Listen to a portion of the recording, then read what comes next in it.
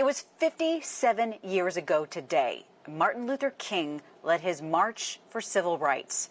Today's march inspired by the death of George Floyd and recent events like the shootings in Kenosha.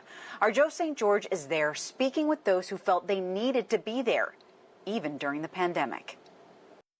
No justice, no peace. Marchers are here. I'm from Houston, Texas. From New Jersey. all over. I'm from Phoenix, Arizona. To be a part of history. It does feel like the 60s. 57 years after Martin Luther King held his march on Washington, men and women by the tens of thousands are marching here again. I have a nice little scar from it.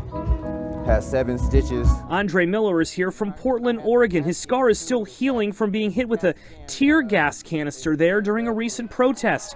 It's not that, though, bringing him to D.C. It's his son. My kids get called the N-word, we want like a suspension or something. His 14-year-old son faces racism in school. Andre Jr. telling us today's speakers are motivating him to keep fighting. And just to hear their message is just so inspiring. Today's events taking place in the shadow of the Martin Luther King Memorial. We found Martin Luther King III speaking to a small crowd about how his dad would be so proud. The only way we're going to ever resolve these issues is we have to do it together. But it's not just black men coming here to the National Mall in D.C. today. Men and women of all races here too, including moms. It's too much injustice. Beth Wagner is multiracial. Her sons are black. I'm always at fear that, they could just be at the wrong place at the wrong time. Many people we met, though, want today to not be an end, but a beginning, telling us too many lives have been lost. Thinking about what my ancestors fought for and what they had to do for me to get freedom and what I'm still going through to this day. In Washington, I'm Joe St. George.